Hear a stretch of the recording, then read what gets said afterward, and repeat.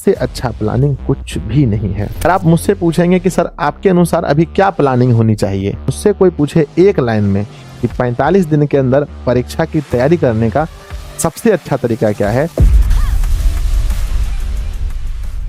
हाँ तो नमस्ते प्यारे बच्चों, बहुत दिन इंतजार करने के बाद आप सभी को एक प्यारा सा वीडियो मिलने जा रहा है। ये वीडियो आप देख चुके होंगे, टाइटल और थंबनेल से आप समझ गए होंगे कि ये वीडियो आपको बहुत ज़्यादा मोटिवेट करने वाला है, यानी कि 45 डेज है ना, यानी कि जो 45 दिन की हम इस वीडियो में आपको स्ट्रैटेजी बताने वाले हैं। क्योंकि बहुत सारे मेरे 10th क्लास और 12th क्लास वाले बच्चों के लिए, 12th क्लास वाले बच्चों के लिए तो इससे भी कम दिन बचा है, पर 10th वालों का लगभग इससे कुछ ज़्यादा दिन बचा है। तो किस प्रकार से जीरो से हीरो हमारी स्ट्रेटजी हो सकती है लास्ट 45 डेज में, हम बात करेंगे सिलेबस पर, हम बात करेंगे क्या प्लानिंग होनी चाहिए, बात करेंगे कि क्या हमारा टारगेट हो और कैसा हमारा रिजल्ट हो। 4 पॉइंट पर बात करेंगे। आप इस वीडियो को पूरा अंत तक देखिए। हम विश्वास दिलाते हैं आपको कि ये वीडियो आपके अंदर बहुत अच्छा आपको मोटिवेट कर देगा, आपके अंदर पढ़ने का जुनून भर देगा और प्यारे बच्चों आपका जो भी लक्ष्य है उसके लिए आपको और अच्छे से प्रतिबद्ध कर देगा। आइए देखते हैं। सबसे पहले हम बात करते हैं, कुछ इस प्रकार से अभी आप लोग का समय बीत रहा है। जैसे मैं देख पा रहा हूं ऐसे ही आप लोग घर पे बैठ के पढ़ रहे हैं, और जैसा आप घर देख रहे हैं लगभग बिहार में हम लोग का घर ऐसा ही होता है। और हम लोग इतने मेहनती होते हैं, पढ़ते पढ़ते कभी कभी आपको बहुत ज़्यादा दुख तकलीफ होता होगा, लगता होगा कि अब मुझसे नहीं हो रहा है, क्योंकि बहुत लोग पढ़ रहे हैं। और पढ़ते पढ़ते आप बहुत मायूस हो जाते होंगे, कभी कभी आप रोने भी लगते होंगे। मैं समझ पा रहा हूँ आपकी फीलिंग्स को। लेकिन प्यारे बच्चों कहते हैं है ना कि हारा वही जो लड़ा नहीं, है ना। तो जो लोग नहीं लड़ते हैं वही लोग हारते हैं। तो प्यारे बच्चों आपको लड़ना है, और टॉपर ही बनना सब कुछ नहीं होता है। ये नहीं है कि जो हर विद्यार्थी टॉपर बन जाएगा। आप भी समझदार हैं, ये 17 लाख विद्यार्थी पेपर देंगे, उसमें से कोई एक होगा जो एक रैंक लेकर के आएगा, चाहे वो 10th की बात हो या 12th की बात हो। तो लेकिन हमें एक अपने आप में सेटिस्फेक्शन, अपने नज़र में उठना, कहते हैं बच्चों दुनिया की नज़र में आप गिर भी गए, लेकिन अगर आप अपनी नज़र में उठे हुए हैं तो आप समझिए बहुत बड़े योद्धा हैं। और अगर आप अपनी नज़र में गिर गए, दुनिया की नज़र में बहुत उठ गए, फिर किसी काम का नहीं। तो अपने नज़र में उठने के लिए हमें काम करना चाहिए और हमें मेहनत करना है।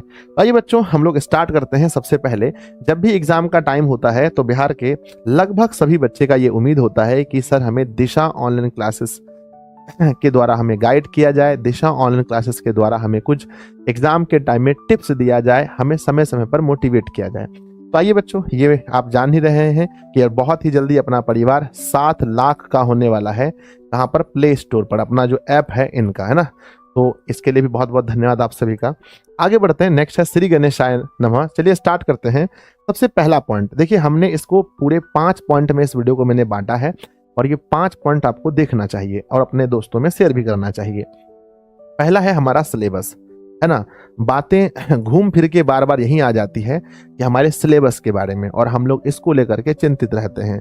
हमें कभी लगता है, अगर हम 12th के विद्यार्थी हैं, तो लगता है हमारा मैथ का सिलेबस ठीक है तो फिजिक्स खराब है, कभी लगता है फिजिक्स ठीक है तो मैथ खराब है, कभी लगता है अगर ये दोनों ठीक है तो इंग्लिश खराब है। ऐसा हमें कई बार फील होता है। तो प्यारे बच्चों मुझे लगता है कि अब जो 45 डे की स्ट्रेटजी है, आपको इस पर ज़्यादा ध्यान नहीं देना चाहिए। आपको सिलेबस पर ज़्यादा फोकस अब नहीं करना चाहिए, और अब आपको फोकस करना चाहिए आपको किस प्रकार से हम परीक्षा में अच्छे अंक ला सके। यानी हमारा अब कह सकते हैं कि हमारी जो पढ़ाई अब होने वाली है उसमें अधिकांश हमारा फोकस होगा कि किस प्रकार से हम लोग किस प्रकार से मार्क्स बेसिस पढ़ाई कर सके, है ना। यानी कि हमारा मार्क्स कैसे अच्छा आए, यानी कौन कौन से पॉइंट हमें सिर्फ हिट पॉइंट पढ़ने हैं जिससे हमारा मार्क्स आ जाए।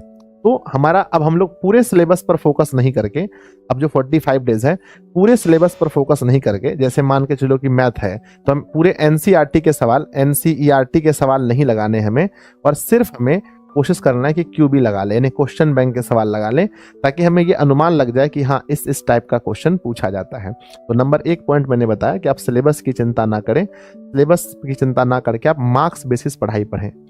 यानी मार्क्स बेसिस का मतलब ये होता है कि ज़्यादा आप प्रैक्टिस वाली चीज़ों पर फोकस करें, है ना, ज़्यादा आप प्रैक्टिस वाली चीज़ों पर फोकस करें, सिलेबस पर फोकस। अब पूरी सिलेबस पर फोकस नहीं करें, हमें ये चैप्टर खत्म करना है, ये चैप्टर खत्म करना है, ये चैप्टर नहीं हुआ तो क्या हुआ, अरे कुछ नहीं होगा, दोगुने प्रश्न होते हैं। तो हमें चैप्टर पर फोकस नहीं करके सीधा हमें अब कूद जाना चाहिए अपने सीधा प्रैक्टिस पर। नंबर दूसरा, अगर आप मुझसे पूछेंगे कि सर आपके अनुसार अभी क्या प्लानिंग होनी चाहिए, आप मुझसे पूछेंगे तो मैं अपना 10 वर्ष का अनुभव आपको मैं यही बताऊंगा कि अब प्लानिंग का मतलब है, अब हमारा प्लानिंग ये होना चाहिए कि हम किस प्रकार से अधिक बच्चों मॉडल पेपर लगा पाए, है ना, क्या लगा पाए, अधिक से अधिक मॉडल पेपर लगा पाए। क्योंकि मॉडल पेपर जब आप लगाते हैं तो इसमें सभी चैप्टर के क्वेश्चन मिक्स होते हैं और हमें बनाना होता है आधा क्वेश्चन। तो जो चैप्टर आपका वीक है या जो चैप्टर आप नहीं पढ़ पाए हैं उस चैप्टर का क्वेश्चन नहीं लगाना है, सीधा सा फंडा है। और आप जब टेस्ट देंगे, अब आपको टेस्ट शुरू कर देना चाहिए, खास करके 12th के बच्चों को डेली जो है ना, डेली एक सेट जो है आपको लगाना चाहिए। डेली आप एक सेट लगाएंगे, आप कोई भी मार्केट में जाइएगा और कहिएगा हमको एक मॉडल पेपर चाहिए, चाहे आप साइंस के हैं, आर्ट्स के हैं या 10th वाले विद्यार्थी हैं, कि मुझे एक क्या चाहिए, एक मॉडल सेट चाहिए। और उस मॉडल सेट को आप खरीद के लेकर आएंगे और उसका एक सेट एक विषय का, आज मान के चलो मैथ लगा लिया, कल साइंस लगा लिया, फिर एसएसटी लगा लिया, है ना, या फिर मैथ, फिजिक्स, केमिस्ट्री, इस तरह से आप लोग हिस्ट्री, ज्योग्राफी, पॉलिटी जो भी है आपका, उसको आप लगाएंगे। और लगाने के बाद अच्छी बात ये होती है कि जो भी मॉडल पेपर मार्केट में मिलता है उसमें आंसर भी लास्ट में दिया होता है।